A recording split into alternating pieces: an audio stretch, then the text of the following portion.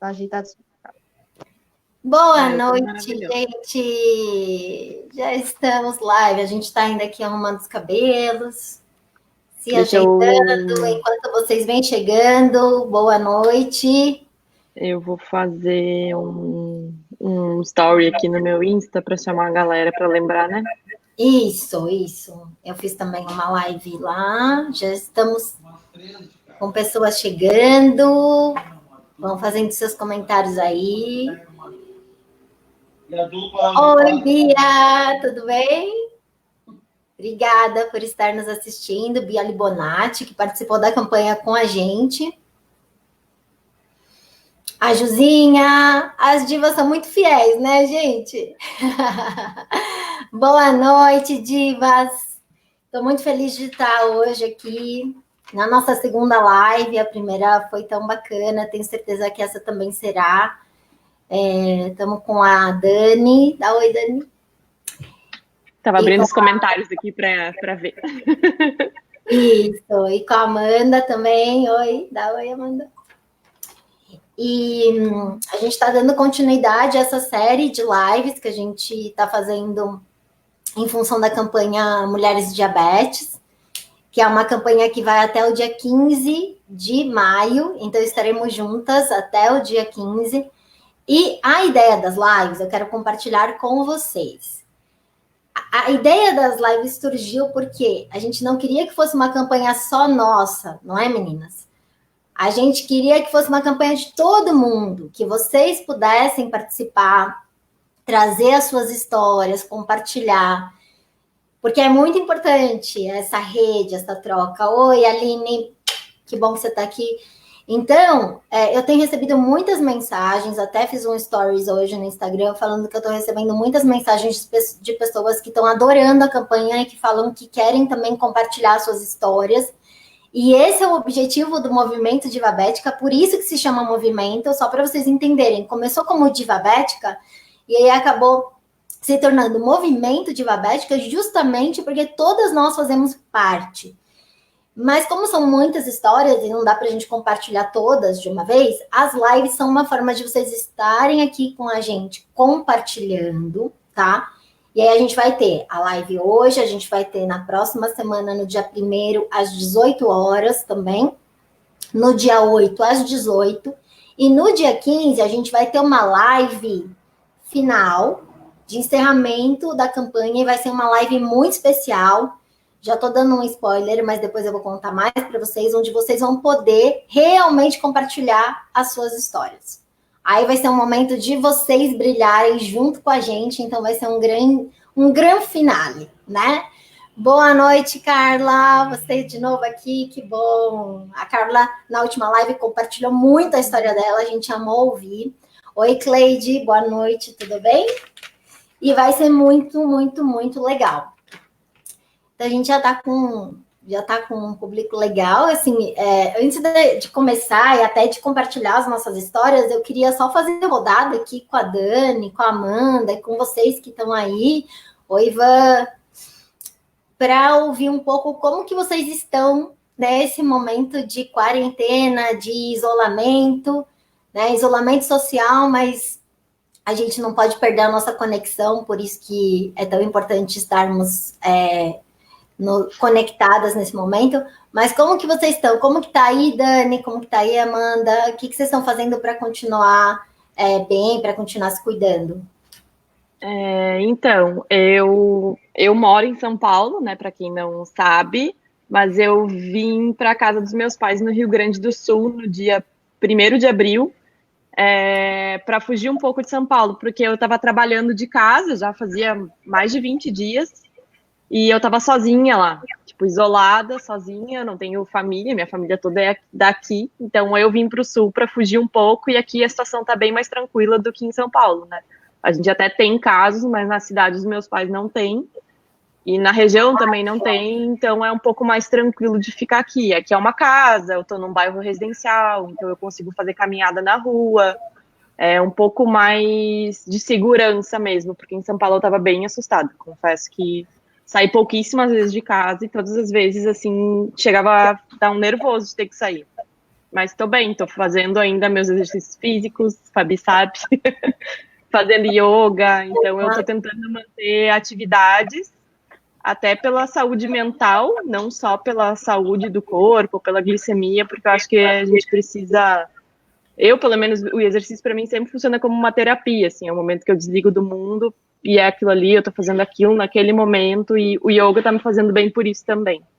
Então, essa está sendo a minha estratégia para esse momento. É uma estratégia super importante, né? Eu confesso que eu preciso melhorar Ai, Bruno, na tenho atividade. família. O Bruno mandou ali, não tem família aqui. Ah, meu Deus, ele tá Tem, por é porque toda a família parte. do Bruno Ó, é a minha segunda ó, o família. Bruno, ele tá por toda parte. Ele Ele tá por tudo. Eu não posso falar nada que tá o Bruno na minha cola já, no fala WhatsApp daqui a aí, pouco. Bruno, o que você está fazendo para se cuidar? Você que corre, que é corredor, que costuma estar na rua, como que está fazendo em casa? Conta pra gente também, tá bom? Mas atividade física é muito importante mesmo para a saúde física e mental. E às vezes a gente não tem vontade, mas a gente tem que começar mesmo assim, né? Mesmo sem vontade, tem que começar e aí vai. É um hábito que É a gente vai achar o que construindo, né? gosta, né? Achar o que gosta. E também não é porque tá em quarentena e nunca fez nada que quer agora inventar todos os exercícios do mundo e fazer tudo que nunca fez. Aos poucos, vai fazendo as coisas aos poucos, vai vendo o que gosta, acompanha as lives aí que tem uma gente fazendo exercícios ao vivo que é super bacana e de repente a pessoa se encontra, aproveita a quarentena para se encontrar em algum exercício. E levar isso para Amanda, dentro. como que tá? A Amanda que tá sem o rugby. Como que ela tá? Conta, Ai, Amanda, conta pra pois é, gente. tá sofrido demais, gente, porque assim, a gente treina na grama, né? Então, nossa, a gente sente falta do cheiro, da grama, do contato físico, mas as meninas estão fazendo treinos físicos. A gente faz todo domingo de manhã, pelo Zoom, a gente junta todas as meninas, a gente faz exercício de resistência. A gente não conseguiu para ficar parada, então tá sendo bem legal. Os domingos de manhã a gente treina. Aí eu tô trabalhando bastante, assim, o pessoal até brinca, né? Diz que em home office a gente trabalha mais do que trabalhando no lugar físico mesmo, né? Porque não tem hora para acabar, tem hora para começar também. Quer dizer, você começa, mas às vezes você acaba passando do seu horário, porque, né? Enfim. Mas tá sendo assim, tô trabalhando bastante, fazendo os meus treinos físicos domingos e tô procurando dar uma organizada nas minhas coisas também. Peguei um monte de livro que estava parado, tirei o pó, guardei de novo, fazendo aquelas faxinas, né, que a gente costuma fazer só uma vez no mês, a gente faz todo dia. E vocês viram uma diferença na glicemia? Boa noite, Du. Boa noite, Sila. Vocês viram alguma Ah, mudança na glicemia? Assim, eu vi, por exemplo, no início da quarentena eu vi, porque eu sou uma pessoa muito ativa. Embora eu não pratique atividade física, né, não seja atleta como a Dani, eu já considero, e o Bruno, enfim, eu sou uma pessoa que estou sempre fora, então a minha rotina, eu queimo muita caloria, porque eu estou para cima e para baixo. Nos primeiros dias que eu fiquei dentro de casa, eu percebi realmente, acho que também pela questão da ansiedade, enfim, eu percebi um certo desequilíbrio, mas aí eu fui ajustando e agora eu consegui chegar no ideal, vai. Eu tive que aumentar um pouco a minha basal. Logo no início, enquanto eu ainda estava em São Paulo, até o dia 1º, eu comecei a trabalhar de casa no dia 13. O evento que a gente fez de foto foi o último dia que eu vi pessoas, que eu eu também. confraternizei. Aí no dia 16 eu já comecei a trabalhar em casa. Do dia 16 até o dia 1º eu não mexi em nada, continuei da mesma forma, mesmo comportamento. Mas o engraçado é que quando eu cheguei aqui eu tive que aumentar minha basal. Não sei, tipo, eu tô me movimentando mais aqui do que eu fazia lá, mas talvez seja até pela questão de estresse emocional, de coisas assim que, né, afeta. Então eu tive que aumentar um pouco a minha basal. Os bolos continuaram iguais, mas a insulina basal eu tive que dar uma aumentadinha nela. Você percebeu essa necessidade e ajustou, legal, acontece mesmo. E você, Amanda? Ai, eu fui ao contrário, assim, como eu tô comendo um pouco melhor aqui, porque eu tô em casa, minha mãe também fica, né, fica vigiando o que eu tô comendo, e assim, eu tenho uma rotina muito puxada, né, que tô fazendo faculdade de manhã, trabalho à noite, aí tenho que ir pra casa, então eu acabo comendo muita porcaria, principalmente fast food, Eu também essas tô coisas sentindo isso. assim. Eu até emagreci, gente. Então eu senti que a minha glicemia melhorou bastante, assim, tá variando menos, também não tô comendo quase nada, daqui tudo integral, então eu senti uma melhora. Mas lógico, né, que a gente sente falta a gente anda, a gente queima caloria, que nem você falou, né? Em casa a gente tá aqui, né, da sala pro quarto, então, Mas mas que em legal questão que de você alimentação, adaptou a rotina de exercício do rugby, né? Você tá sim, fazendo sim, com o grupo. sim. Acho que fazer em grupo ajuda muito, né? Motiva mais. Muito bom. Ó, a Má tá falando, boa noite, minha linda. A Má é minha segunda mãe, né? A Má, ela cuidou de mim desde que eu nasci. Toda vez ela fala, quando que vai ser a live? Então ela já tá acompanhando a gente aí, é fã de carteirinha. A Carla tá Ai, falando que que legal. na casa dela ela tem muita coisa para fazer. Por incrível que pareça, como moramos em casa, então tem um quintal que é grande para cuidar. Hoje, por exemplo, capinei, aprendi a capinar. Legal, fantástico isso, né? Que legal. Capinar baixa glicose. Eu achei fantástico, até porque eu disse pra gente, eu cheguei no ponto da quarentena em que eu tô me interessando por coisas que eu não me interessava. Que bom. Ontem eu me peguei vendo vídeo no YouTube para cultivar plantas. E eu quero botar plantas no meu apartamento, gente. Da onde isso? Eu nunca tive paciência para plantas. Super, super legal isso. Sabe que passou pela minha cabeça, né? Eu ainda não cheguei ao ponto de procurar no Não, YouTube, mas eu vou eu tô assistir com mais uma coisa. lista aberta, porque como eu tenho gato, eu tô com uma lista aberta para tipo quais plantas são tóxicas, quais não são. Até isso, gente. Eu virei a louca da planta. Até live de planta eu tava assistindo ontem. É isso aí, se reinventar. A Carla falou que teve uma baita hipoglicemia, porque ela nunca fez isso na vida, de ficar capinando, e aí queimou a glicose. Isso aí. Muito bom, gente. Bom, vamos entrar no tema de hoje, né? Porque se a gente ficar falando da quarentena, vai ter muito assunto. Eu tenho certeza que tem muitas histórias Muito aqui papo. contadas. Então, eu quero primeiro mostrar para vocês, para quem ainda não assistiu, os lindos vídeos da Dani e da Amanda contando sobre o diagnóstico dela, sobre a questão da superação. E hoje a gente vai trazer alguns assuntos como a aceitação, a questão com a família, a questão também com a convivência de forma geral, com o médico, profissionais de saúde, como que elas foram se descobrindo nesse processo para que elas conseguissem encontrar o tratamento ideal para elas, enfim, e evoluíssem no tratamento, que é o que a gente sempre busca, evoluir, né, gente?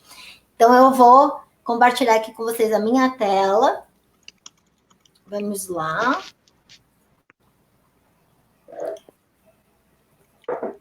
Ver se tá dando certo. Vocês estão vendo minha tela? Estão, né? Sim.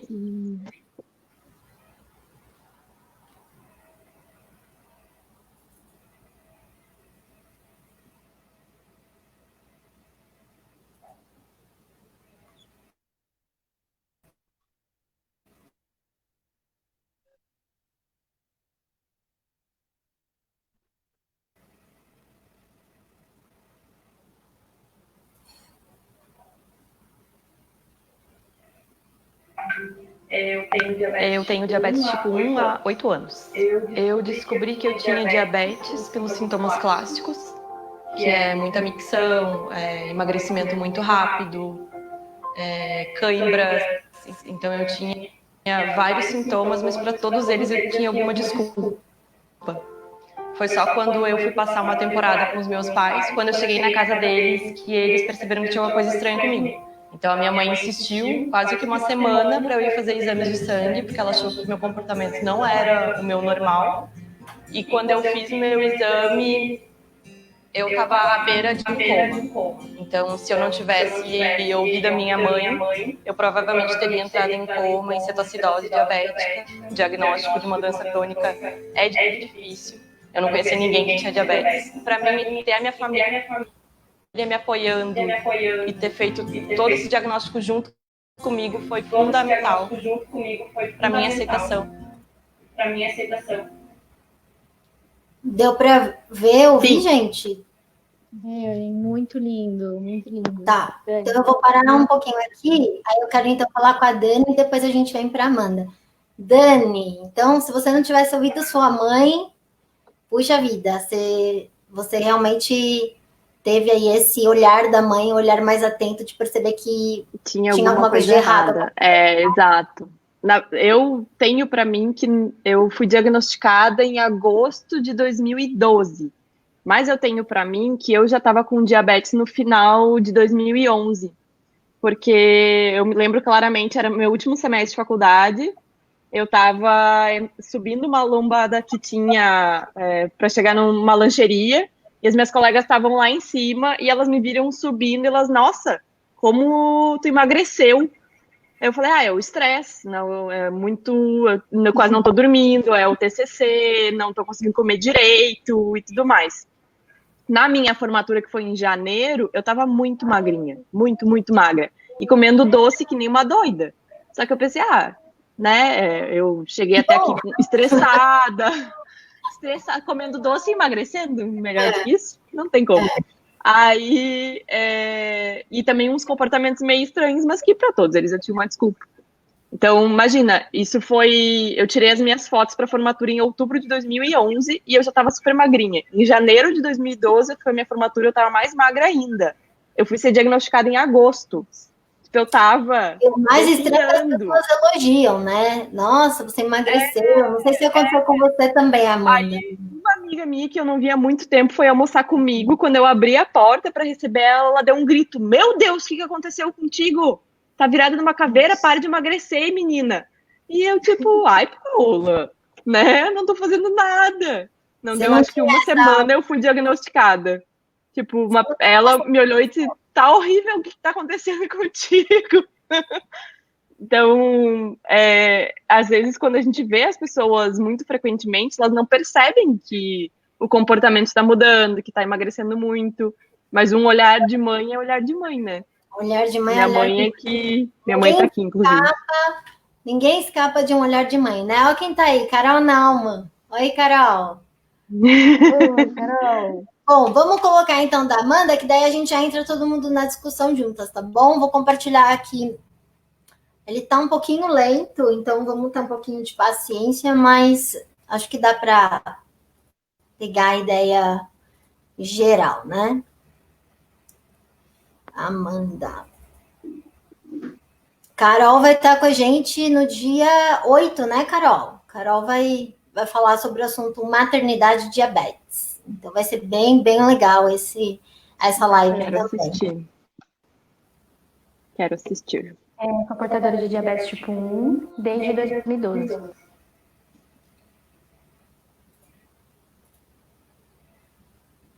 Tipo 1 desde 2012. Eu descobri em um acidente. Eu estava atravessando a rua e eu fui atropelada. Não tinha glicemia, mediu a pressão, estava tudo ok. A glicemia estava absurdamente alta, né? HI. E naquela hora eu baixei. Meu Deus, o que vai ser de mim agora? Eu não vou poder comer, não vou poder fazer mais nada. Porque assim, eu e minha mãe, a gente é humilde, né? A gente não tinha acesso à informação, não sabia o que era uma insulina de ação ultra rápida.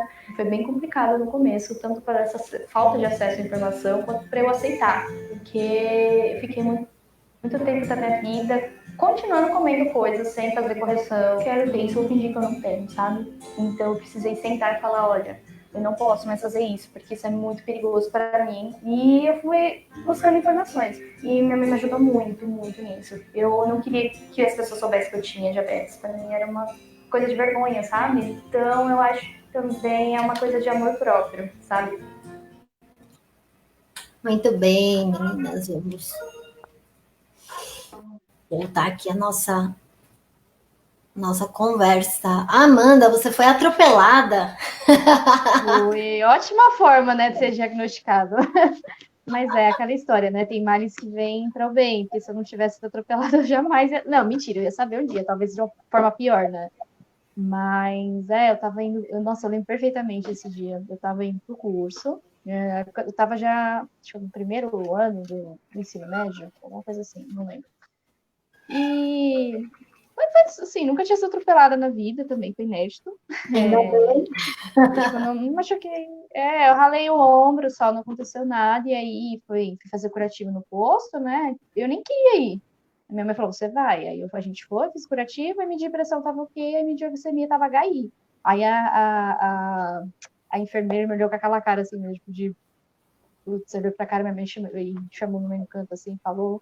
Aí minha mãe me falou, mas ela falou com a maior calma do mundo, assim. Eu comecei a chorar, meu Deus do céu, e agora? Eu tô perdida, minha vida acabou. E aí depois eu fui pro hospital, fui pra UTI direto, né? Tava com começo de cetoacidose. E eu tava lá no hospital, no UTI, eu não tava entendendo nada. Tipo, eu tava assim, mas pra que eu tô aqui? Eu tô me sentindo bem. Não, assim, eu tava com os mesmos sintomas da Dani. Eu sempre fui alta, né? Acho que eu tinha eu tinha a altura que eu tenho hoje, não, eu tenho 1,70, com 46 quilos. Então eu tava muito magra. Tava uma coisa assim assustadora. E eu percebi, eu tinha passado a temporada na casa da minha tia, e eles são bem rigorosos com a alimentação, né? Eu devo ter falado, deve ter sido porque eu fiquei lá um tempo, né, comendo bastante coisa integral, e por isso que eu emagreci, né? Minha mãe falava, nossa, mas você emagreceu muito rápido. Eu comia muito também, tipo, não fazia sentido. E também ia no banheiro toda hora, sentindo muita sede, e foi assim. E essa questão da desculpa, né? Não, é porque eu tô comendo mais integral. Acho que num Não, primeiro momento a gente não quer, às vezes a gente até sabe, mas não quer admitir que tem algo de errado com a gente, né? Eu tinha, no fundo da minha cabeça, eu sabia que tinha alguma coisa errada comigo. Sabia. Toda vez que, Isso é tipo, o pior. eu começava a pensar, e eu até pensava diabetes, tipo, eu já. É impossível. Não, comigo não, é impossível. Descarta. Né? Até porque eu nem sabia, tipo, como era, se pegava, se não pegava, se era uma coisa genética, se não era genética, eu não fazia nem ideia. Imagina que minha mãe é médica, então ela viu os sintomas, ela logo sacou. Mas ela ainda demorou um pouquinho para ter coragem, assim, porque é lógico, ela não estava ali no lugar de médica, ela estava no lugar de mãe. Mãe. E aí você fala para você mesmo, não, não é isso, imagina, estou inventando coisa da minha cabeça. Exato. Mas o quão importante é realmente a gente encarar a situação e fazer o diagnóstico e começar o tratamento. Por falar em tratamento, vamos falar sobre isso, né? Porque eu sei que vocês têm trajetórias aí pela busca, o acesso à informação e essa mudança de médico, essa busca de se encontrar mesmo, né? Dentro do tratamento, que eu sei que hoje a Dani usa a bomba de insulina, assim como eu. A Amanda usa caneta e também se encontrou, né, com insulinas diferentes, começou com algum tipo de insulina, foi mudando, enfim. Mas como foi esse processo para vocês e como ainda é? Como vocês enxergam isso? Então, eu fui diagnosticada. Na verdade, eu não conheço ninguém que tinha diabetes, nunca tinha ido no endócrino. Então, quando a minha mãe que pegou meus exames e viu que eu estava com a minha glicemia muito alterada, ela falou com meu tio, que é pediatra. Meu tio pediu para ela ligar para minha médica, que tinha pedido os exames, que no caso é a nossa ginecologista, e ela indicou uma endócrino. Então, no outro dia eu já estava na endócrino com todos os exames e eu fui diagnosticada por ela lá. E foi com ela que eu fiquei 4 anos me tratando. Eu já entrei direto nas análogas de insulina, né, nas canetas rápidas.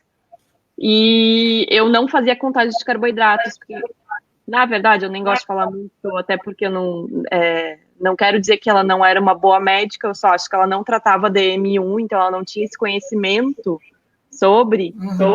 Eu fazia um esquema basal bolos muito errado. Eu usava muita insulina basal, então eu tinha episódios de hipoglicemia severas, principalmente dormindo. Eu não podia passar mais de 3 horas sem comer. Minha glicemia era uma gangorra, assim, era uma montanha-russa. Aí eu comecei a me apropriar mais e comecei até me sentir mais sozinha, assim, porque como eu não conhecia ninguém, eu comecei a procurar na internet por pessoas, mas só para me conectar, não para falar sobre tratamento, porque para mim a minha médica era uma autoridade. Ela dizia, eu falava, eu não questionava o que ela estava dizendo para mim. Eu ia lá, levava meus exames, levava minha tabela, meu diário glicêmico, e é isso aí, eu fazia o que ela mandava. E às vezes a gente até leva como garantido de que é assim mesmo. Por exemplo, você estava tendo muita hipoglicemia, mas às vezes a gente nem para questionar. Exato. A gente acha que é assim mesmo, que é o diabetes. É assim e não mesmo. Gente. E não é, exatamente. Na real, não é. Uma vez eu ouvi de uma amiga minha que tem diabetes também, que ter hipoglicemia não é algo normal, assim. no sentido de não pode ser habitual, não deve ser algo habitual, é algo normal que acontece com todo mundo, mas a gente não tem que levar como se fosse mesmo. Não. Dani, casal bolos é muito frequente. É, muito, muito. Eu acho que cada vez mais está melhorando, até pelos estudos médicos que têm surgido, de diminuir cada vez mais basal e tudo mais. E também já faz 5 anos que eu troquei de médico, então, né, já é diferente. Mas eu saí dessa médica a partir do momento que eu comecei a me apropriar do tratamento e buscar por informação. Então, quando eu me conectei com outras pessoas, eu acabei pesquisando mais sobre diabetes. Aí, quando eu formei o grupo da Academia dos Novos Diabéticos, com o Mário, o William, a Bia, a Noeli, as dúvidas dos outros, para eu tentar responder, eu tinha que procurar essa resposta. Então, eu fui aprendendo, na verdade, para responder para os outros. E aquilo foi me ensinando junto. E daí, por isso também eu criei um blog, porque eu pensei, bom, não é fácil de ter informação, não é todo mundo que tem acesso fácil e informação que a gente consegue entender, porque quem é que consegue ler um artigo científico? Quem é que consegue realmente fazer vastas buscas ou procurar estudos? Então, eu acabei criando o blog com o grupo, e com isso eu fui vendo que tinha muita coisa errada no meu próprio tratamento. Então, Sim. Até hoje, eu tenho uma autonomia muito grande. A minha médica hoje me dá uma autonomia muito grande, porque ela diz, tu conhece teu corpo melhor do que qualquer pessoa, sabe mexer nas tuas doses melhor do que qualquer pessoa, mas isso sou eu. Então, por exemplo, eu falei, eu precisei mudar minhas doses na quarentena, eu só mandei uma mensagem para ela, tá acontecendo isso, isso, isso, tô pensando em aumentar X do meu basal. Acha que tá legal? Super, concordo, faz a mudança. É uma parceria. É uma parceria. Eu nunca faço as coisas sozinha, mas eu aprendi tanto sobre o tratamento e sobre o meu corpo que hoje eu já tenho um aval da minha médica, então eu não dependo 100% dela, não dependo chegar na próxima consulta daqui a 3, 4 meses para alterar uma dose de um negócio que precisava ser feito há 2 meses atrás. Sim, então essa autonomia. A minha busca por informação fez eu ir mudando de tratamento. Sim. E essa questão do acesso à informação, estou vendo aqui que a Carla colocou que ela foi erroneamente diagnosticada como DM2. Isso também acontece muito. Você também estava sendo tratada como DM2, não, Dani? Você falou que... eu fiz os exames de anticorpos, eu fui diagnosticada com 23. Eu até falei, eu achava que eu era muito, nossa, super adulta. Hoje eu olho, meu Deus, eu era uma menininha. E mesmo sendo diagnosticada com 23, e eu tenho histórico de autoimune na minha família, por parte da minha mãe, todas as mulheres têm autoimune, então a médica ainda perguntou no dia, alguém tem autoimune na família? Deu, todo mundo. Então ela não tinha muitas dúvidas que era diabetes tipo 1, mas eu fiz os exames de anticorpos. A diferença era que a minha médica, eu acho que não sabia tratar uma pessoa com diabetes tipo 1, então ela me deu direto insulina, não usava medicamento oral, mas ela não sabia fazer nenhum esquema, ela não acreditava na contagem de carboidratos, ela achava que eu não podia comer doce, ela não deixava eu comer doce, ela me fez uma lista de alimentos que eu não podia comer, incluindo uva, abacate, tipo alimentos que são super saudáveis, mas que ela achava que tinha muito açúcar, muita gordura. Então era uma pessoa que precisava ser atualizada, na verdade. Então eu fui tratada como se eu tivesse diabetes tipo 2, tipo 1 há, sei lá, 30 anos. E não era, né? Exato. E no caso da Amanda, também teve essa questão de acesso à informação, né, Amanda? De você conseguir chegar também. Você falou que você teve muito apoio, mas que você não tinha muita informação em relação ao tratamento. Como que foi? Exato, no começo do tratamento eu não tinha quase nada de informação, assim, a única coisa que eu sabia é que eu tinha que tomar injeção. E no lugar que, no posto de saúde, eles dão a NPH e a regular. Então, eu só tinha receita e a orientação, você vai tomar 3 vezes ao dia, tantas unidades. E você não pode comer açúcar, bem no começo, assim. E aí, uma coisa muito engraçada, eu lembro, tipo, na minha cabeça, eu não posso comer açúcar. O que eu fiz? Eu fiz um macarrão instantâneo e comi tranquilamente. Depois eu medi a glicemia e tava um absurdo, Miojo. assim. Eu fiquei, Tipo gente, como assim? Miojo. E aí, tipo, eu não fazia ideia que o carboidrato, tipo, não tinha, era nesse nível de desinformação, sabe? Eu não sabia que o carboidrato alterava a glicemia. Na minha cabeça era só açúcar, literalmente açúcar doce. Depois, aí eu passei no médico especialista, ele me orientou tudo, como é que funcionava, os tipos de tratamentos que existiam. Minha mãe também, ela foi uma peça fundamental, assim, ela pesquisa, ela comprou livro, começou a estudar junto comigo, me ajudou, me orientou de todas as formas, assim, e eu descobri que era muito mais do que só um tipo de insulina, só uma forma de tomar insulina. Eu descobri que existia bomba. Quando eu descobri, eu achei a coisa. Gente, eu falei, meu Deus, isso é incrível. É um pâncreas, gente. E tem muita gente que acha que só existe uma forma de tratamento, uma forma de lidar com essa condição, né? Só que, da mesma forma que existem pessoas e pessoas, né? Pessoas que reagem de certa forma, existem diversos tipos de tratamento para cada pessoa. Isso que é o mais legal, né? E a tecnologia tá cada vez mais se desenvolvendo. Hoje em dia, tipo, na última diabetes, né, diabetes 1, eu vi a insulina inalável, que parecia, eu li uma manchete, eu falei, gente, isso é mentira, não é possível, né? E existe. Então, acesso à informação, eu acho que é uma peça-chave assim, do tratamento, né? Junto com a aceitação e o apoio, né? que foi Totalmente. Totalmente. Eu acho que é um ciclo, assim, se a pessoa ela não aceita, ela não vai atrás de informação, mas também se ela não tem informação, fica muito mais difícil de aceitar, porque a Sim, informação, libera. para mim, foi um facilitador. A informação foi o que Exato. transformou o meu tratamento. Sem a informação, eu não teria chegado onde eu cheguei hoje. Então, eu acho que também é um ciclo. É difícil aceitar, mas a gente não tem muita informação, a gente não busca muita informação, então acho que tudo vai se encaixando. Sim, sim. Exato, Porque é uma peça a gente fundamental, só né? Uma com a ouve, outra. a gente só ouve restrição, né? Quando a gente recebe o diagnóstico, ele já vem com uma negatividade muito grande. Então, isso já faz com que a gente queira negar, se afastar, falar, não tem nada acontecendo, que nem a Amanda falou isso no vídeo dela, né?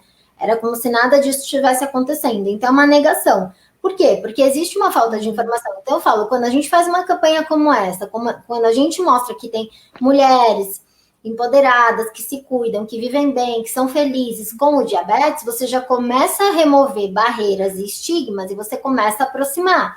A pessoa já vai falar, bom, então não é que minha vida acabou, porque tem gente que realmente acha que a vida acabou e fala, bom, se a vida acabou, então eu vou me acabar comendo e fazendo o que eu gosto, para que eu vou me cuidar se a vida já acabou? E não consegue entender que existem caminhos, existem outras formas de lidar com isso, né? Como que foi a aceitação para vocês? Então, eu acho que foi uma coisa que eu não gosto de dizer natural, mas foi. Eu chorei muito, óbvio. Chorei semanas, assim. O dia seguinte do meu diagnóstico, eu acordei já chorando. Foi um negócio pesado, mas não só por causa do diabetes, é porque eu tinha pânico de agulha. Então, fazer insulina para mim era assim, era contar até 20. Para eu fazer uma ponta de dedo, eu literalmente eu parava com o lancetador e eu contava até 10 para apertar ele para fazer, porque eu tinha pânico de agulha. Então, a dor maior era disso. A partir do momento que eu superei, eu senti que teve um dia que eu simplesmente levantei, peguei a minha insulina que eu fazia de manhã, quando eu acordava, apliquei a insulina, fui tomar meu café da manhã e deu. Nossa, eu apliquei a insulina? Eu botei na minha rotina. E daí foi a partir daquele momento que eu me liguei, nossa, eu acho que eu tô ok já, consegui implementar numa rotina como se fosse escovar os dentes. E eu acho que foi naquele momento que eu aceitei. Então eu não tive muito um processo de aceitação, de pensar, né? O meu acho que foi superar o pânico de agulha que eu tinha e seguir o tratamento. Eu segui desde o primeiro momento, porque eu tenho muito medo de perder controle, não de morrer, mas tipo de não fazer as coisas certas. Eu sou uma pessoa super disciplinada, então para mim o meu desafio era a agulha. Depois que passou a agulha, tudo certo. Você falou de medo, né? Você falou de medo. Depois eu quero ouvir também a história de aceitação da Amanda, que eu sei que teve muita questão de vergonha para ela, para mim também teve. Uhum.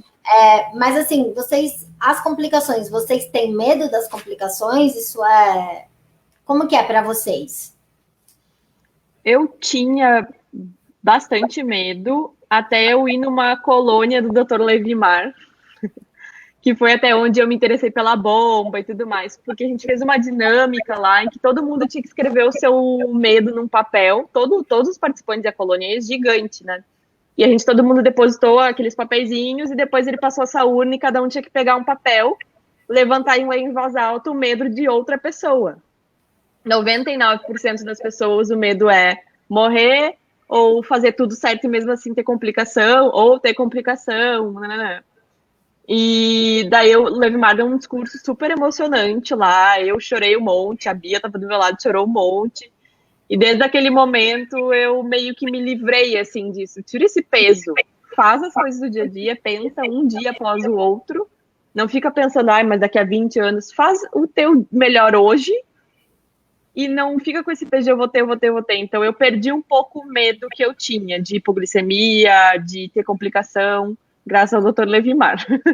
Para mim foi a mudança assim na minha visão. E você, Amanda? Como foi a aceitação? Como que é hoje? Como eu disse no vídeo, foi difícil. Assim, eu nunca tive problema com agulha, com insulina, eu sempre tomei. Só que, assim, como eu não gostava de medir.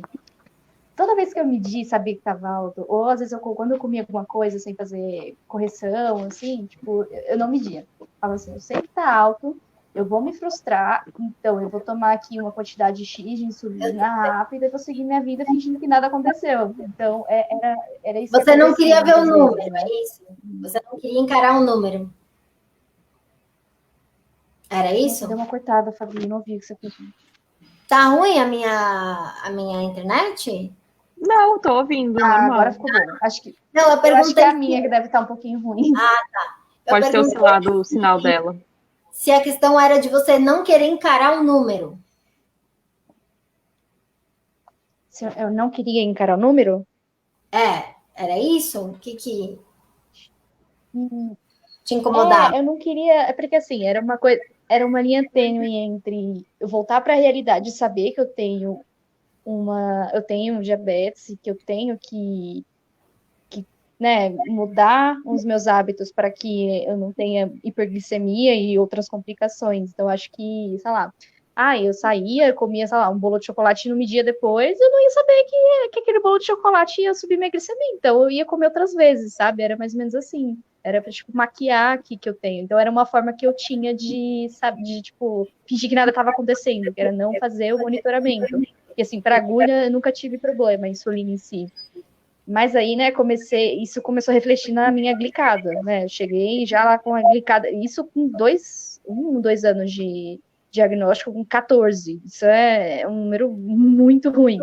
Então, nossa, nesse dia o médico olhou para mim, ele começou a contar a história de um paciente jovem que ele tinha. Acho que foi um momento assim que eu falei, meu Deus.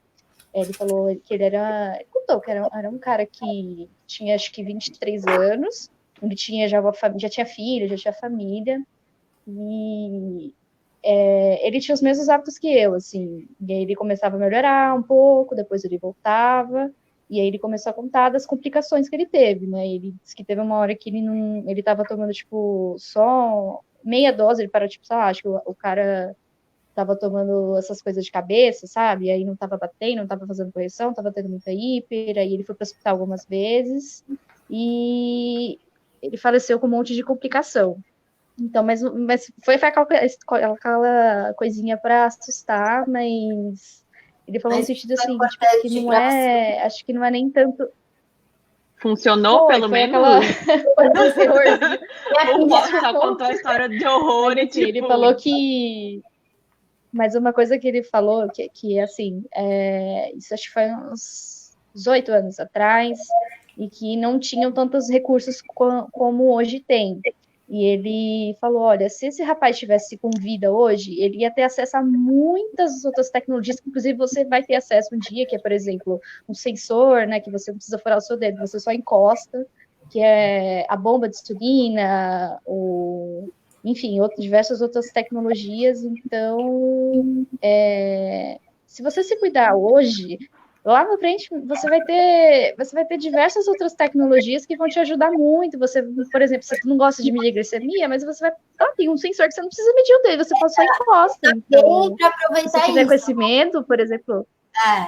Exato. Então isso, ele essa fala dele me fez pensar muito no futuro, sabe? Tipo, a importância do me cuidar hoje e pensar no meu amanhã, tanto no meu quanto né, na questão de tecnologia do mercado, de como as coisas vão estar boas e que talvez eu não sofra tanto no futuro. Não é que eu não sofra, mas que assim, talvez eu consiga ter meios mais legais de cuidar da glicemia. Mas foi esse sacode grande assim que me deu. Vou ler aqui o que a Carla escreveu, que acho que tem a ver. Ela estava falando do processo dela de diagnóstico. Então, ela foi diagnosticada quando ela fez o pré-natal, ela não sabia. E aí ela falou que ficou muito, muito tempo tomando metformina. Aí sim ela começou a emagrecer muito mesmo, porque ela continuava descompensada, mesmo com a metformina. Aí ele falou que todo mundo olhava para ela muito assustados, até que ela trocou de médico. E esse médico perguntou por que ela estava tomando a metformina, né? E aí que ela veio a entender que ela não tinha o diabetes tipo 2, que ela tinha o diabetes tipo 1. Então, assim, processo também bem traumático, né? De não ter tido o diagnóstico correto e de continuar com aqueles sintomas. E ela falou aqui que ela quase morreu, né? Que por causa disso foi um processo meio tortuoso, né, Carla? Ela falou que quando ele passou a insulina para ela ficou desesperada, mas ela falou que hoje ela entende que a insulina é vida, né? Então todo mundo tem um processo coisa, de aceitação, né?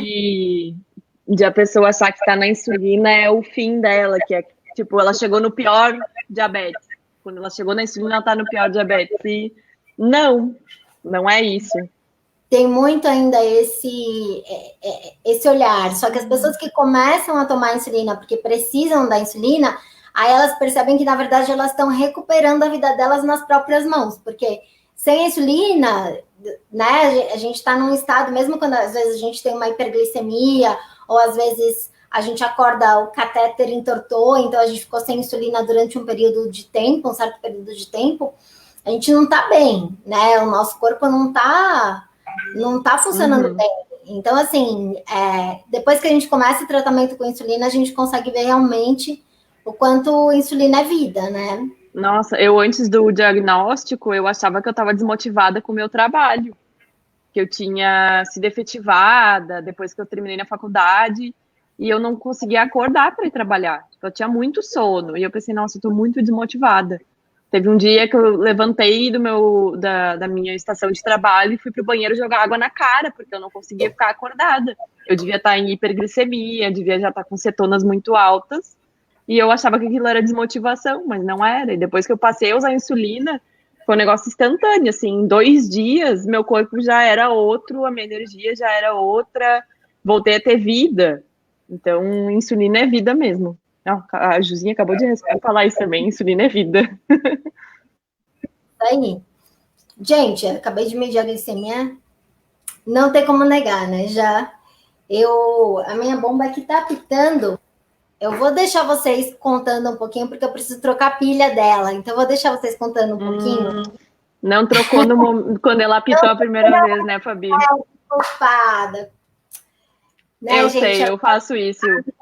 Ela apita 8 horas antes, mas eu espero a meia hora antes de terminar a pilha para ela trocar. Aí eu falei, não, é melhor então eu ir lá trocar, respeitar, porque assim, em outros tempos, agora eu vou falar para vocês, eu ficaria até o final da live brigando com a minha bomba, não ia dar o braço a torcer, não ia fazer o que precisaria ser feito, mas hoje eu já entendo que a minha saúde é em primeiro lugar. Então, se eu preciso trocar Pilha, eu preciso trocar a pilha. E é assim, né? Vai, troque a pilha, Fabi. Uma pergunta, porque a gente conversou bastante, né, sobre essa questão da aceitação, e eu achei muito interessante a questão da fase, porque assim, vocês têm o mesmo tempo de diagnóstico. As duas têm 8 anos de diagnóstico. Olha que interessante, gente. Olha que raridade que nós temos aqui hoje. A Dani foi diagnosticada com 23 e hoje ela tem 31. A Amanda foi diagnosticada, assim como eu, com 13 e hoje ela tem 23. Então, a gente estava falando sobre essa questão da idade, de como o diagnóstico da Amanda foi no início da adolescência, assim como o meu. Então, eu vejo que é uma tendência, não é uma regra, mas os adolescentes, eles tendem a se rebelar mais. No caso da Dani, foi no início da fase adulta, mas uma fase que ela ainda estava também. Acho que a gente sempre vai precisar de ajuda na vida, mas nessa fase, início da fase adulta, acho que ainda mais. Mas a Dani já levou por um outro lado, um lado da responsabilidade e até de uma certa rigidez, como você mesmo colocou, né, Dani? Então, eu queria esse contraponto. De um lado, a Dani que absorveu tudo, pegou toda a responsabilidade para ela e falou, deixa comigo que é meu. E no caso da Amanda e do meu também, da gente ter falado, não é comigo, e ter se rebelado, e mesmo recebendo apoio, a gente não ter conseguido usar isso a nosso favor. Então, quem quer contar um pouco? Eu não tenho nem noção de como é ter diabetes quando adolescente, assim. Eu tive uma adolescência aqui no interior, eu morava na região metropolitana de Porto Alegre. Então, a minha adolescência é a legítima adolescência de interior, de passar o dia na rua, os meus lanches. Eu sei que uma das minhas amigas está online aqui, que era minha colega de colégio, era pastel todos os dias, pastel frito, gente. Tipo, eu imagino se eu tivesse diabetes naquela época, então eu não tenho nem ideia de como seria isso. Até porque quando a gente é adolescente, a gente não quer ser diferente, a gente quer ser mais um na multidão. Eu quero usar as roupas parecidas com todo mundo, eu quero usar o mesmo tênis que todo mundo usa, então eu não consigo imaginar ter diabetes nessa fase. Eu acho que realmente é uma coisa muito difícil, tanto quando alguma mãe, algum pai vem conversar comigo, meu filho não tá se cuidando. Gente, lembra da tua adolescência, de como era difícil? Imagina isso com diabetes. Então, tenta apoiar, tenta mostrar que existe uma forma de se cuidar, mas também não julga a pessoa. Mas eu também não tive isso na minha adolescência para ter essa propriedade. Eu já era adulta, eu já morava sozinha há 6 anos. Tipo, eu já tinha saído da casa dos meus pais há 6 anos quando eu fui diagnosticada. Então, o medo, acho, maior era de ter alguma hipoglicemia noturna, alguma coisa assim, por eu não estar com os meus pais. Mas, ao mesmo tempo, eu morava com uma prima minha que super me ajudou, que se preocupava, me dava carona para ir para voltar do escritório. Então, a gente sempre convivia muito juntas. Eu era adulta, mas eu tinha alguém de apoio, assim. Mas eu acho que em qualquer fase, independente de qualquer fase, é difícil ter uma aceitação. E é aquilo, tipo, com 23, eu já tive 23 anos de vida de hábitos. Então, às vezes é mais difícil mudar um hábito do que quando é criança ou mais novinho. Eu já era uma pessoa de hábitos saudáveis, eu já fazia exercício físico diariamente, eu já gostava de comer as coisas mais saudáveis, eu só intensifiquei isso. E quando eu era adolescente, quando eu era criança, nossa, gente, os meus lanches era tipo bolacha recheada, era pastel, eu chegava a comer lata de leite condensado, então nem imagino como é ser adolescente ou uma criança com diabetes. Eu até quero ouvir o que a Amanda pode nos contar. A Carla, gente, tá falando que ela também tem diabetes há 8 anos. O trio. Ai, nossa... Hoje é o dia das diagnosticadas em 2012. Adorei. Verdade, nossa. E você, Amanda, como que foi? Foi difícil. Justamente por conta do que a Dani falou, né? Tipo, a gente não quer ser diferente, a gente quer ser igual qualquer outro adolescente, né? Quer usar as mesmas roupas, mesmas modinhas e tudo mais. E assim, o que mais me pegou foi a vergonha. Principalmente essa vergonha de tipo, meu, olha lá, vão olhar pra ela e falar, haha, diabética, não sei o quê. Eu vou me ver medindo a glicemia, vão ficar perguntando por quê? Ai, por quê, não sei o quê? Porque começa, né? Tipo, um monte de pergunta. Ai, você comeu muito doce, né? Não sei o quê. Ai, a minha avó, ela tinha e perdeu a perna direita. E foi uma das coisas que eu ouvi, né? Desnecessário, então, né? Isso mas até dá para perdoar hoje em dia, porque o pessoal realmente não tem muita informação, né? Às vezes acaba não sabendo muito bem como é que é. Mas acho que o que pegou mais foi a vergonha de ter que assumir que eu tinha que eu era diferente, porque eu tinha essa condição, e também achar que tipo, eu era uma pessoa limitada por isso, sabe? Tanto que eu fiz umas primeiras entrevistas de emprego, uma coisa que eu escondi, porque até hoje eu ainda sinto que tem um pouquinho né, de preconceito, porque vai achar que a pessoa tem diabetes, que vai faltar muito no trabalho, porque vai estar sempre doente, que não é, na verdade, não é bem assim, né? Então, eu fui levando isso por um bom tempo, até eu começar, em situações que eu precisasse falar que eu tinha, por exemplo, do esporte, que era, tipo, por questão de segurança mesmo, eu ser muito bem recebida, receber um carinho, um apoio muito bacana que eu não imaginava, né? No meu time, as meninas, elas sabem que eu tenho, já aconteceu de eu ter uns episódios de glicemia em treino, em jogo, e foi muito bonitinho, porque elas sempre lembram de mim, elas falam, olha, eu trouxe uma barrinha de chocolate para você, não passa mal agora, hein? A gente vai deixar na caixinha de pronto-socorro. Eles sempre lembram de mim, né? Tipo, sempre tem esse cuidado.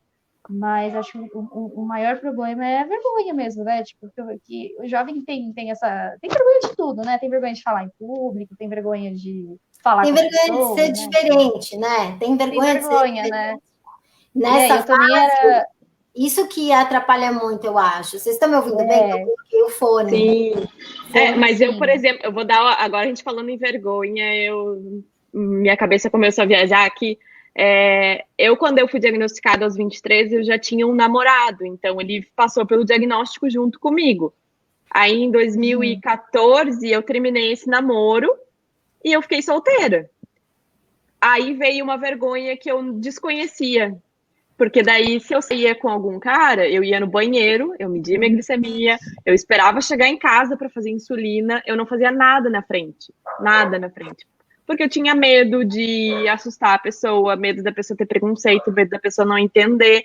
Então, eu negligenciei muito tempo o meu tratamento, eu acho que foi quase um ano, assim, que eu negligenciei, que eu tinha vergonha, que eu não falava, por pura vergonha, pura vergonha. Aí, quando eu criei o meu blog, eu disse, bom, agora não vai esconder mais. Se botar o meu nome hoje no Google, a primeira coisa que encontra é coisa sobre diabetes. É quase um quinto sobrenome meu. Uma vez, a minha psicóloga falou isso. Eu tinha uma psicóloga, eu também tinha muita vergonha, principalmente dessa situação de sair pela primeira vez, ou de tá saindo lá no começo com uma nova pessoa. E aí eu falei para minha psicóloga que eu tinha vergonha. Até uma vez, gente, eu passei por uma situação totalmente desnecessária, porque eu ia sair com esse cara e tal, e a gente foi no japonês. E gente, japonês para mim é killer, tipo, sobe muito a glicemia. Três setas para cima. Total. Só que eu já usava bomba de insulina, só que eu tirei, porque é algo aparente, por mais que você queira esconder, né? E aí eu tirei, só essa noite eu tirei e voltei para seringa, porque eu não queria que o fulano visse que eu usava bomba de insulina. E deu que no meio da noite minha glicemia estava em 400, então na verdade, eu não queria impressioná-lo de uma forma negativa, e acabei impressionando de uma forma negativa porque eu estava super mal. Eu precisei voltar para casa mais cedo, não consegui nem curtir direito a noite, porque minha glicemia foi para mais de 400. Então, assim, eu sempre uso esse episódio como, nossa, olha como às vezes a vergonha ou a não aceitação, ela te coloca num lugar até mais difícil do que se você falasse abertamente, com tranquilidade, olha, é isso que eu uso, é quem eu sou. Mas acho que isso vem de um processo, né? De um processo mesmo de aceitação e de empoderamento em relação à doença, né? Porque nós não Nossa, queremos total. ser vistos como doentes. Essa era uma preocupação muito grande que eu tinha, entendeu? Exato, exato. E na verdade, eu tinha outros fatores, porque eu morava sozinha já na época, em 2014, eu já estava morando sozinha, minha prima que morava comigo tinha casado, e eu tinha minha própria empresa, eu era super independente financeiramente, e querendo ou não, a gente vive num mundo que ainda é muito machista, então quando eu falava que eu tinha minha própria empresa, que eu era independente financeiramente, que eu morava sozinha, e isso aos 24, 25 anos, eu já assustava completamente qualquer cara. Aí quando eu dizia aí para contratar, eu tenho diabetes, nossa, era assim, muito Mas difícil. você assustava ou você achava que você assustava? Eu assustava, assim, Fabi. Não todos, óbvio, mas eu sei que eu assustava. Teve um que uma vez falou, nossa, eu tenho até medo de encostar em ti. Do tipo, é tão. Uma pessoa tão autossuficiente, como se isso fosse ruim, que eu tenho até medo. Tipo, gente, ser autossuficiente não é uma coisa ruim. A gente não precisa depender de outra pessoa, sabe?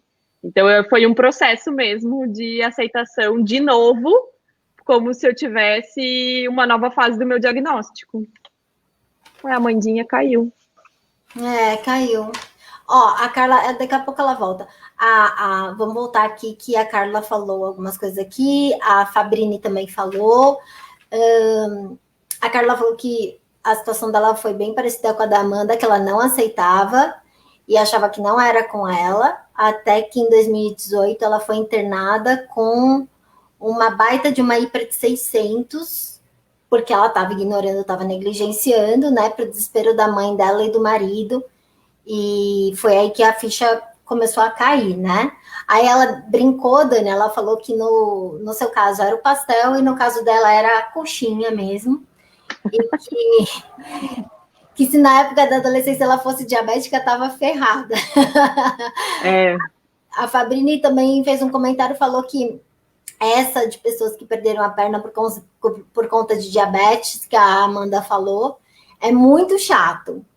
Minha filha Lívia, de 12 anos, tem, né? Ela tem o diabetes desde os 9 e hoje ela tem 12, mas ela ficava e fica super chateada quando as pessoas vêm falar essa história de vovó que perdeu a perna. Gente, isso é muito chato. Eu quero fazer aqui muito chato.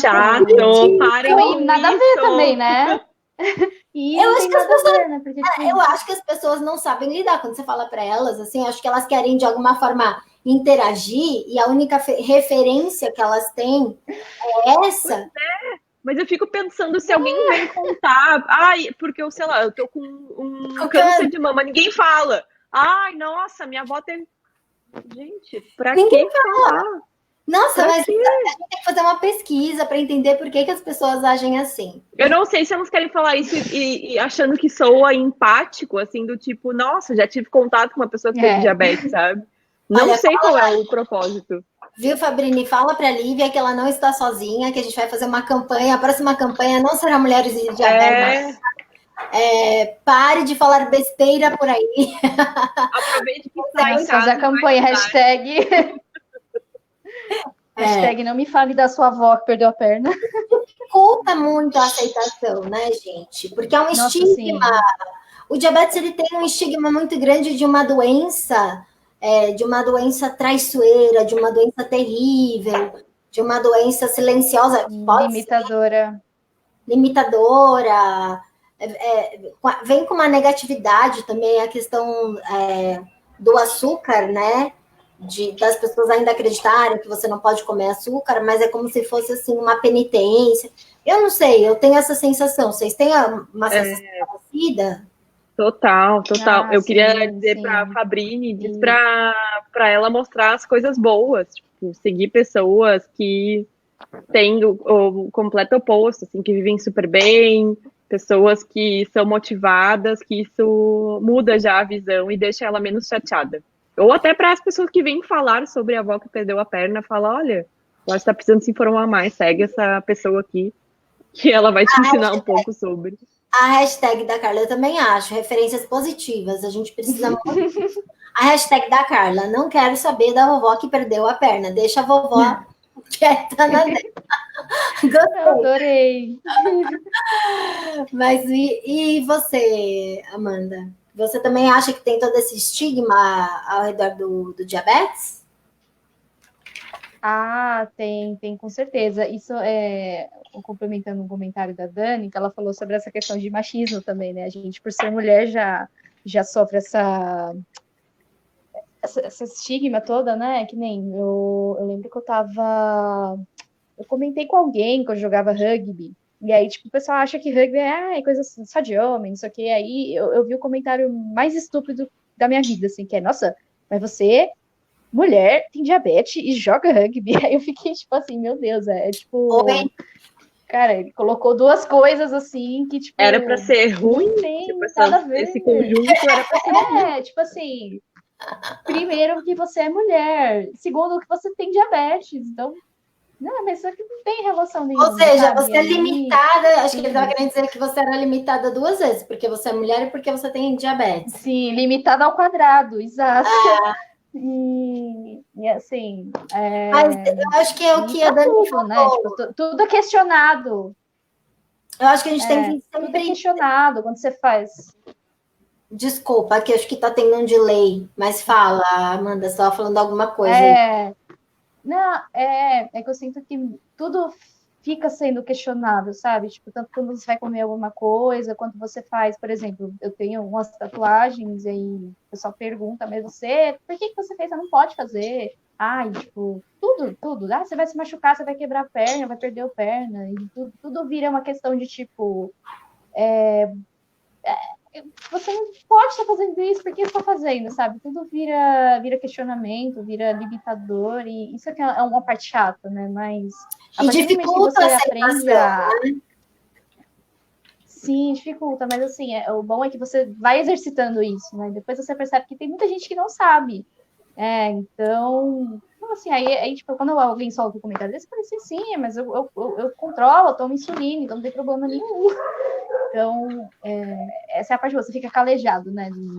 Aí você começa a entender Eu também por que as passei pessoas reagem a dessa parar forma. de parar de ficar chateada e ser grossa até às vezes com as pessoas para ser aqui dar uma mini palestra sobre diabetes quando alguém fala alguma coisa que não é correta. Então eu já me peguei em fila de supermercado falando sobre, já me peguei em várias situações assim que eu paro, eu explico, digo não é assim, né? Tem uma vez numa fila de supermercado que eu usava o Libre, e daí eu vi uma criança atrás de mim perguntando para a mãe dela: o que é aquilo ali no braço da moça? Aí não sei, vamos perguntar. Aí eu virei, assim, porque eu tava ouvindo. Daí a criança perguntou, eu disse, eu tenho diabetes, isso daqui me ajuda, porque mede minha glicemia e tudo mais. Aí a mãe dele pegou e falou assim, viu? Ela tem diabetes, por isso que eu falo que não pode comer muito doce, porque senão vai ficar com diabetes também. Aí eu olhei para ela e disse, Ai, meu olha, Deus do eu não quero céu. ser grossa, mas eu acho que a senhora precisa aprender, porque não é porque eu comi muito doce. Ela, eu sei, mas é que eu tenho que falar para ele. Eu disse, não, você não tem que falar isso para ele. Porque se um dia o teu filho for diagnosticado, Nossa, te ou o usando como colega exemplo de ruim, aula né? do teu filho, ou qualquer outra criança for diagnosticada, o teu filho vai achar que foi a culpa da mãe ou da própria criança. E isso não é verdade. Então, tu pode educar ela a não ter hábitos ruins, a comer melhor de outras formas. Não precisa ameaçar que a pessoa vai ter diabetes, porque eu não tive diabetes por causa disso.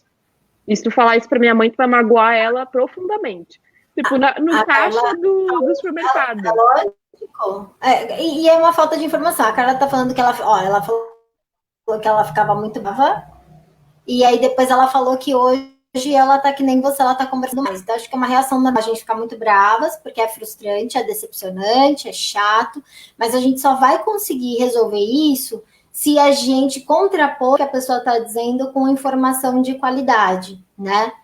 Então, eu acho que, lógico, todo mundo tem o seu tempo, o seu momento, mas eu acho que a gente tem também esse papel, né, de esclarecer. Lógico que não é toda vez que a gente está afim.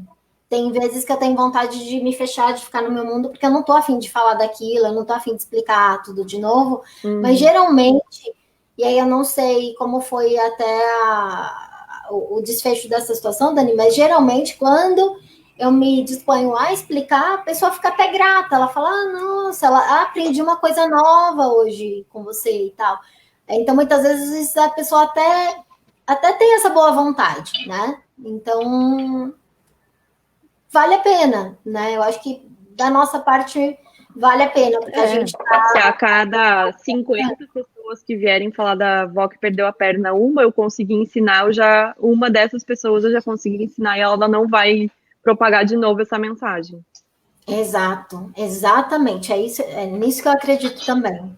Ó, a Fabrini está falando que até mesmo dentro da família, né, ela tem essa dificuldade, que a família também acha que a Lívia não pode nada. Então é um papel chato, né, Fabrini? Mas é um papel também de educar a sua família. Porque eu falo, tem certas questões que elas são muito enraizadas também. Por exemplo, aqui em casa, eu fui diagnosticada numa época que não podia comer doce, não tinha jeito. Eu fui diagnosticada em 1993. Contagem de carboidratos, tipo, não se falava, acho que nem existia. Então, ainda hoje, a minha família tem isso muito enraizado, do não pode comer doce, porque lá atrás era uma verdade. E eu fico tentando atualizar, né? Atualizar a informação, mas para eles é muito difícil, porque eles internalizaram aquilo de uma forma muito, muito, muito forte. E às vezes incomoda, porque às vezes eu não como doce sempre, não é algo que faz parte da minha rotina, mas quando eu sento para comer um doce, eu quero comer o doce em paz, gente. Eu sei o que estou fazendo, eu não quero aqueles olhares, e muitas vezes eu sinto que assim, tem ali, sabe, uma galera. Os fiscais do doce. Os fiscais do doce, exatamente. E isso é muito desagradável, porque a gente também, nós queremos ser respeitados na nossa maturidade, na nossa autorresponsabilidade, né? E no nosso livre-arbítrio, enfim. Mas eu acho que é um constante processo educativo mesmo que a gente precisa exercitar, né? Exato. A Amanda caiu de novo. Ó, a Fabrini falou aqui também. Coloquei um dia algo sobre hipoglicemia no Facebook e minha mãe chorou a noite toda porque eu estou expondo a Lívia em redes sociais. Eu já sofri isso também, de ouvir de pessoas que eu estava me expondo demais o diabetes nas redes sociais, que isso não ia ser legal, na época eu tinha minha própria empresa, o que teus clientes vão pensar? Meus clientes têm a ver com a minha condição de saúde, tipo, não, eu acho que hoje a gente não consegue mais nem separar, e eu acho que nem deve separar a pessoa do profissional. Eu sou a mesma pessoa em todos os âmbitos. Eu sou a mesma pessoa na minha família, eu sou a mesma pessoa com os meus amigos, eu sou a mesma pessoa na minha profissão. Então, por que eu tenho que separar? Por que eu não posso falar isso nas minhas redes sociais? Isso é a minha vida. Por que a pessoa pode expor ela indo para academia e eu não posso expor eu medindo minha glicemia? É o meu hábito, é o que eu faço, é a minha vida. Então, é difícil. E eu acho que é muito mais a questão de aceitação das outras pessoas do que de si próprio. Eu acho que talvez o problema seja, Fabrini, a aceitação que ela tem da neta dela ter diabetes. Talvez ela ainda não tenha aceitado que a neta dela tem diabetes. Exatamente. Ela chorou a noite toda porque talvez aquilo foi um choque de realidade dela encarar aquela informação que talvez ela não queira encarar. Mas é isso mesmo, é uma negação com ela mesma. Tem algumas questões que eu também já fui muito questionada por estar compartilhando, estar me expondo, mesmo a questão do transtorno alimentar que eu tive, né? É um assunto que eu demorei um tempo para expor, porque assim, tinha muito esse olhar de censura do tipo assim, nossa, mas o que as pessoas vão pensar de você e tal. E eu acho o seguinte, mesmo essa questão de bulimia, né? Uma vez também chegaram para mim e falaram assim, mas por que você tá falando de diabulimia? E foi na mídia, né? Foi num programa de audiência tal, da mídia em massa e tal. Por que você está falando de diabulimia num programa como esse? Porque você vai começar a incitar as pessoas a fazerem isso. E nós não estamos incitando ninguém a fazer isso, nós estamos esclarecendo, promovendo informação, porque não é que as pessoas vão fazer isso, as pessoas já estão fazendo isso. E muitas delas nem sabem que estão. Nem sabem o que estão fazendo isso. Então, assim, sempre vai ter esse tipo de conflito, sempre vão ter as pessoas que vão retalhar, que vão questionar, mas eu acho que a gente tem que fazer aquilo que a gente sabe que, por exemplo, eu fiz isso por quê? Porque se alguém tivesse feito isso lá atrás, se eu tivesse assistido uma reportagem como essa, isso poderia ter me salvado de anos de sofrimento, de dificuldade, né? Então, eu acho que a gente tem que temos que estar muito conectadas com a nossa verdade, né? É exatamente isso, Fabi. Para cada um que reclama, eu tenho 10 no meu inbox que vem agradecer por eu estar expondo a minha vida. Então, tanto que quando eu vejo alguém falando, às vezes a gente vê tipo uns bullying adolescente, assim.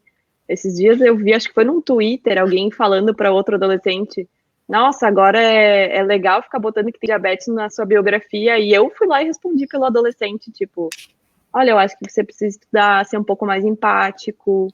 Sou uma influenciadora, nananã, super legal que ele colocou, dei parabéns pro empoderamento do menino que tinha colocado no seu perfil, porque eu acho que é isso, tipo, é muito fácil apontar o dedo para outra pessoa e dizer, nossa, tá se expondo, para que tá fazendo isso, quando ela não vive essa realidade e ela não vê outras pessoas que eu ajudo, que você ajuda, que a Amanda ajuda, e para cada um que reclama, eu tenho 10 que agradecem. Então, para mim, eu foco nas coisas boas.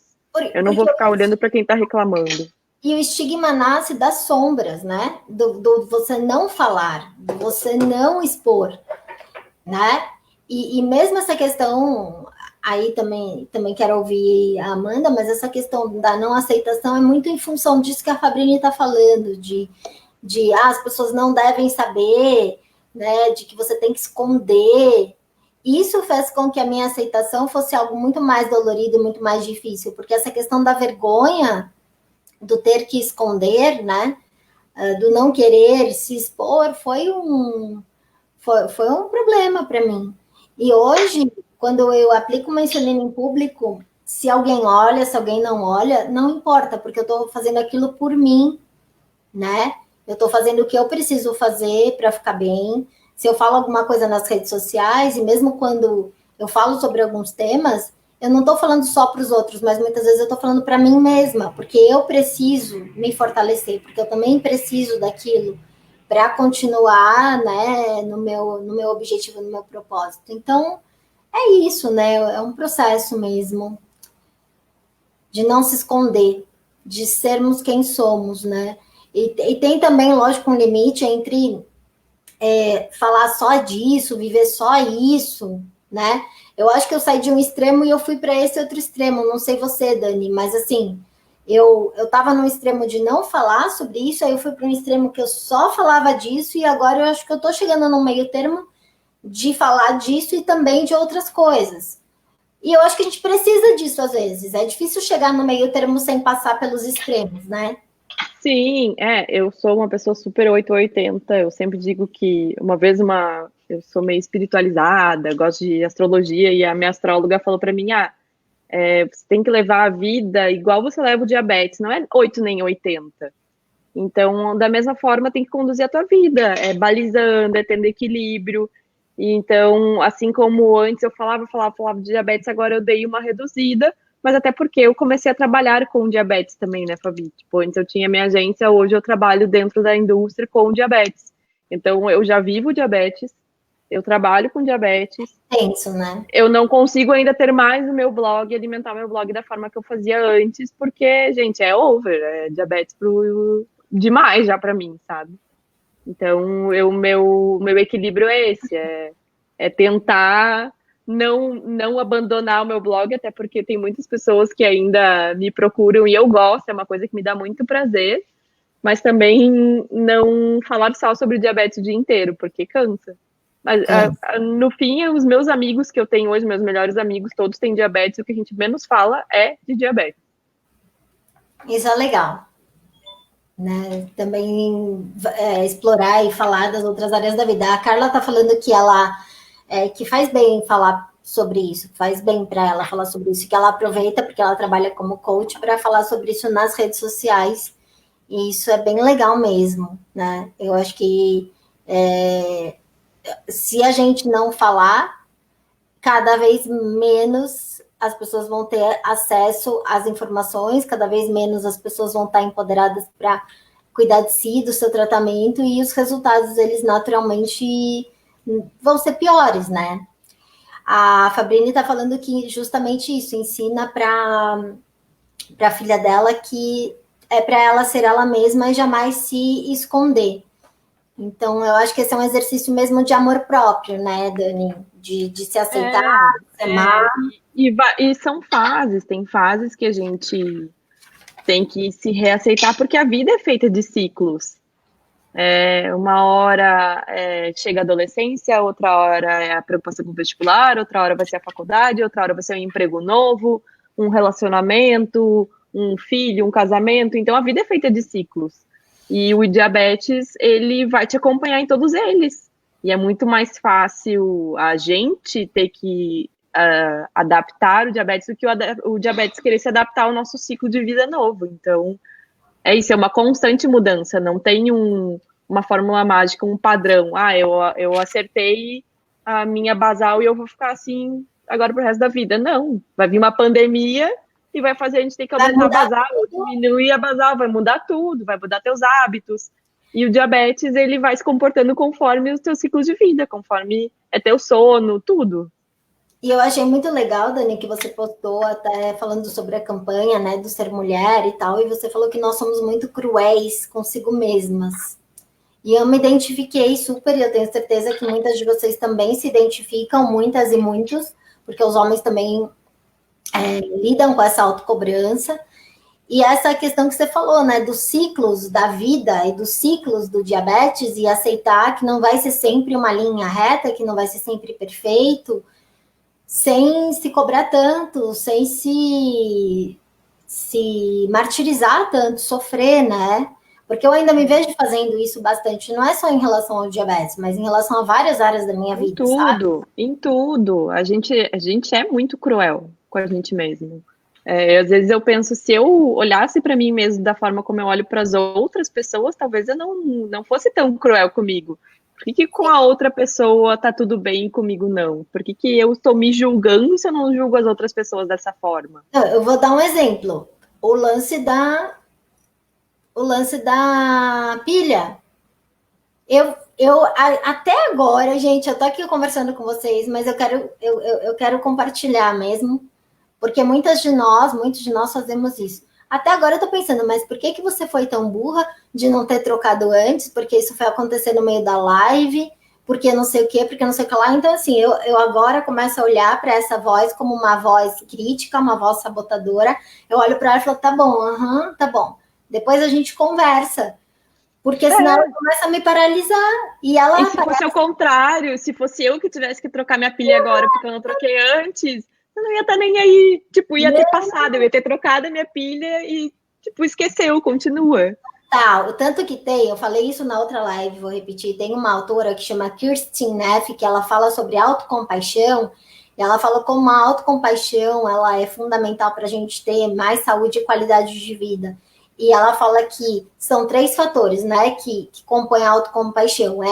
É você notar quando você não está tendo compaixão com você mesma, como eu notei agora, que eu estou me chibatando, né? É você perceber a sua humanidade em comum, ou seja, todo mundo erra, todo mundo sofre, enfim, ninguém é perfeito.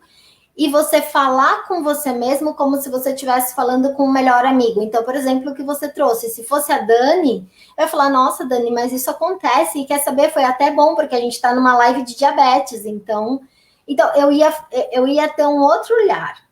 Então, gente, é uma prática, é um exercício, para mim e eu sei, a Dani expôs também, eu sei que para muita gente e até por isso, esse foi o principal objetivo, o principal intuito de criar o Divabética, de aceitação, não só em relação à condição, mas da autoaceitação, como pessoas, como seres humanos. Uma vez eu estava falando com a minha médica, a doutora Denise, e ela estava falando que ela vê que tem algo em comum entre pessoas com diabetes, que é o perfeccionismo. Eu não sei se vocês se identificam com isso, Mas parece que porque a gente precisa estar ali dentro de uma meta, né? A gente está sempre se cobrando. Deixa eu tirar o fone. A gente está sempre se cobrando de atingir metas, de estar dentro, né, daquele ideal. Eu não sei se vocês se identificam, se você se identifica, Dani. Super, super. Eu que sou super disciplinada, por mais que eu não queira, minha glicemia tá subindo, comi uma coisa que eu sei que vai subir, eu olho muito mais vezes para minha bomba do que normalmente. Tipo, tá, Dani, vai subir.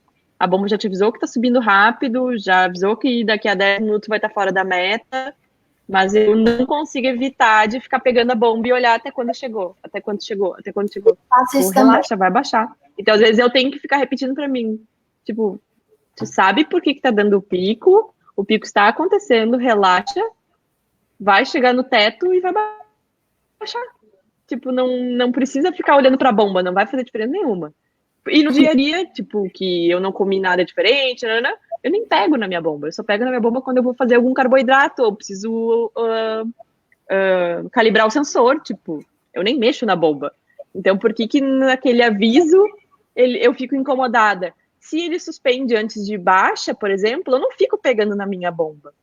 Por que na hiper eu fico? Então, é uma coisa que eu fico, tipo, por que eu tô me cobrando? O que tem? Então, é um exercício diário. A Amanda caiu, ela tá mandando mensagem falando que vai tentar entrar pra gente conseguir finalizar com ela. Tomara que ela consiga entrar, né? A Carla tá falando que realmente e que passa por isso. E a Fabrini tá falando, verdade, a gente se sabota, se cobra, e eu então me cobro muito, porque eu ainda preciso aprender para ajudar a minha filha. Aprender para ajudar a minha filha. Quando sobe, então, raiva de mim, porque eu não consegui evitar. Então, Fabrini. Uma mãe, né? Mas é isso que eu fico pensando. Tipo, para um pai e para uma mãe deve ter um sentimento de culpa ainda maior. E fazer a transição da responsabilidade do diabetes para a pessoa depois é muito difícil. E eu sempre digo para os pais, gente, assim como vocês tiveram que aprender e erraram, os filhos também vão ter essa fase, que quando eles forem pegar a responsabilidade para eles também vão errar, eles também vão ter uma hipoglicemia por superdose, eles também vão ter uma hiperglicemia por ter subestimado um carboidrato. Então, o diabetes é erros e acertos. E não é fácil, a gente sabe que não é fácil. Então, os pais têm esse sentimento de culpa já grande pelo filho ter sido diagnosticado, maior ainda quando dá. Eu nem gosto de dizer que é um erro, mas quando comete alguma falha numa dose, em alguma coisa assim. Então, eu acho que é o sentimento de empatia e se rodear de outras pessoas que convivem com a mesma situação, com a mesma condição, ajuda muito nisso. Ajuda muito, né, Dani? Porque a gente consegue olhar um para o outro e falar, te entendo, eu sei o que você está sentindo, e muitas vezes a gente até vai buscar esse tipo de compreensão e entendimento em outras pessoas fora, mas muitas vezes elas não conseguem ter essa empatia, porque elas não vivem aquilo na própria pele. Então, eu acho assim, eu fui diagnosticada com 13 anos. Eu fui conhecer a primeira pessoa que tinha diabetes aos 27. Então, assim, eu passei quase 13, 14 anos da minha vida me sentindo um ET, né? Sentindo que eu estava sozinha, me sentindo vitimizada pela situação, porque eu. E o dia que eu conheci uma outra pessoa, e eu sentei num café com ela para conversar, e a gente começou a falar de todas as nossas aventuras, dificuldades, o dia a dia, eu percebi que não tinha nada de errado comigo, né? Que simplesmente eu tinha dificuldades comuns de pessoas comuns que lidam com uma doença crônica 24 horas por dia, 7 dias por semana. Então, por isso que eu tentando lembrar que tem alguém que falou comigo uma vez que, tipo, ela tinha diabetes desde de criancinha, assim, sei lá, de 2, 3 anos. Quem é que era essa menina? Ah, Ju Bibiano, que é uma amigona minha que hoje mora na Bélgica, mas ela era de Pernambuco. E ela disse, Dani, foi só quando eu conversei contigo que eu entendi que tudo que eu passava do meu ciclo menstrual não tinha nada a ver com por eu ter diabetes. É normal de qualquer mulher Tipo, ela achou que era porque ela tinha diabetes, que ela tinha mais sensibilidade. Não, Ju, isso acontece com todo mundo. Não é Você especial. Tipo, minha amada, não é porque tá especial que tem mas diabetes. a gente precisa ter referências, né? A gente precisa ter referências para poder se conhecer. Ó, tem aqui mais alguns comentários. Eu tô adorando que a Carla e a Fabrini estão aqui na sala com a gente, Dani, batendo um papo, né? Uma troca incrível. Aí a Fabrini estava falando essa questão de se cobrar, que com isso ela acaba precisando de terapia e a Lívia não. Que bom, porque você também molda, Lívia, o seu comportamento quando você se cuida, quando você se olha, você está fazendo um bem para você mesma e você também está fazendo um bem para ela, né? Muitas vezes muitas mães chegam para mim, Dani, e falam assim: acho que já devem ter falado para você também. Meu filho e minha filha não quer fazer terapia e tal. Aí eu pergunto: e você? Você faz? Ou então, como é para você? Eu falo assim: meu filho não aceita o diabetes. Eu falo: e você aceita? Como é para você? Eu também não aceito, eu odeio o diabetes. Eu falo: então, já que o seu filho não está disposto a ir e tal, por que você não vai e você dá o exemplo? Você vai moldá-lo, porque se a sua atitude muda, a atitude dele naturalmente muda também, né? Então, Exato, é aquele meme, né? Eu faço terapia pelos outros que não querem fazer. Tipo, eu que tenho que fazer por causa dos outros que não fazem. É tipo isso. senão todo mundo surta. Ó, a Fabrini estava falando que ela é sozinha lá, aí a Carla falou que ela não está sozinha, que ela tem nós. Isso aí. Esse é o sentimento. Essa é a maravilha da internet hoje. A gente consegue se conectar.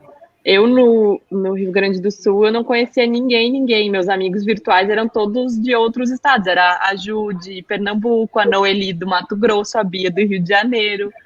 Então, eu fiz uma rede, uma comunidade, e comecei a me conectar com essas pessoas assim. Tipo, hoje eu consigo conviver com a Fabi, que eu fui morar em São Paulo, a gente se vê muito mais vezes, e se tornaram meus amigos reais, não mais só virtuais.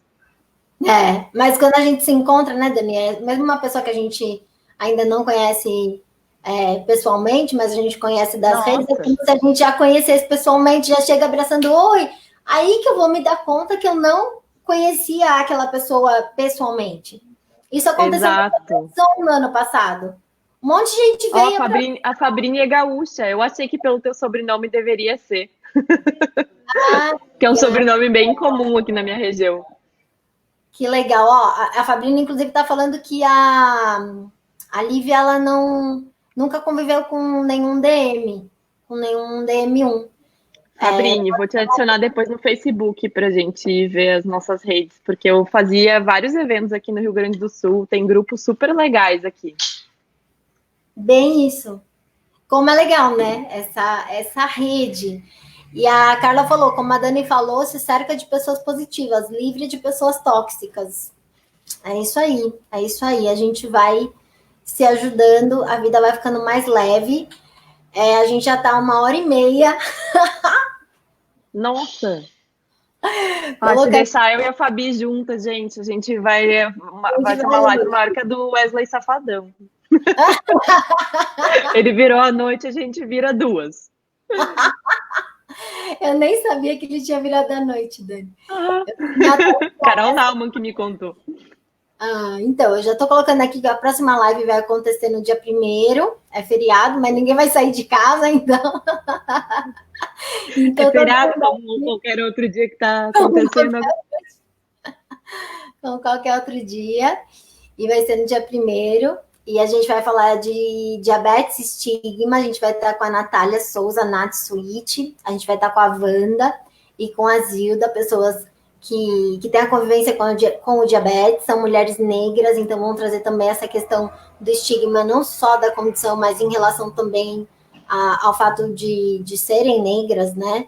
E como elas superaram isso, então são histórias muito bonitas de aceitação e de empoderamento.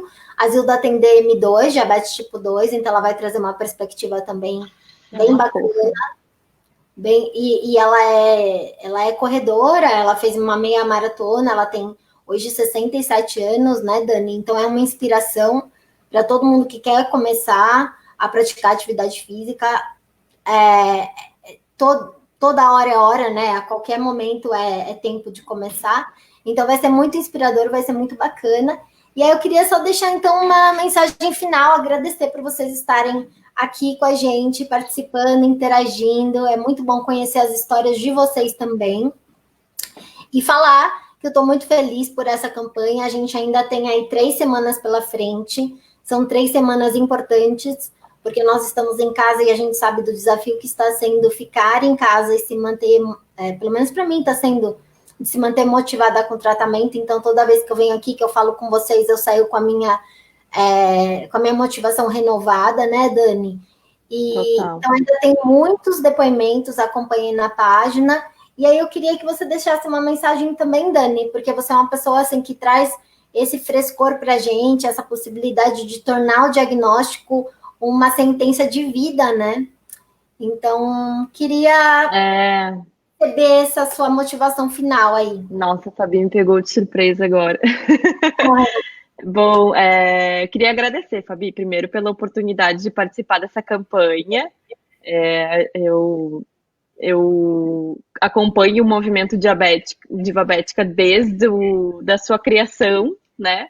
Acompanhei junto como Medtronic e acompanho como pessoa com diabetes, então agradecer muito a oportunidade, dizer que é incrível ver o que você está conseguindo fazer, como está mudando a vida de pessoas e como mudou minha vida, até vida das minhas amigas com diabetes. A gente vê um brilho no olho quando falo do movimento Divabética.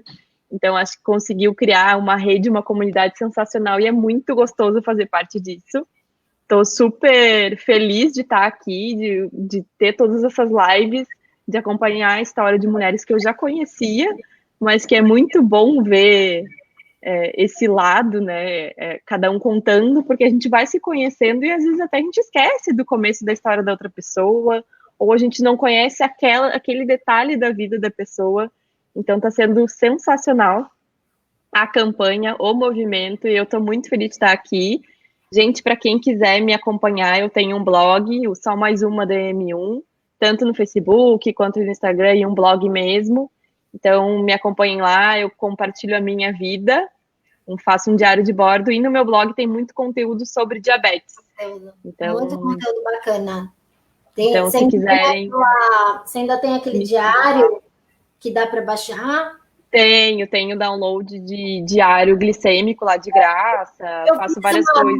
Eu fiz uma consulta com a Maria de Lourdes, a Nutri, aí ela me deu assim a tabelinha e falou assim, ó, você preenche isso, essa daqui é da Dani, a Dani que fez, e eu uso para entregar para os meus pacientes. Eu achei isso tão lindo. A minha médica usa também, a Noeli usava e eu criei uma para ela. Então, é isso, é uma rede, né? É uma rede.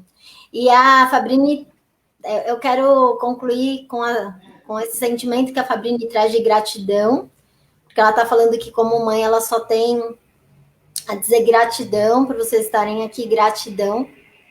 Então, gratidão a vocês também, gratidão por estarem aqui conosco e por possibilitarem esse aprendizado que sempre é um aprendizado mútuo.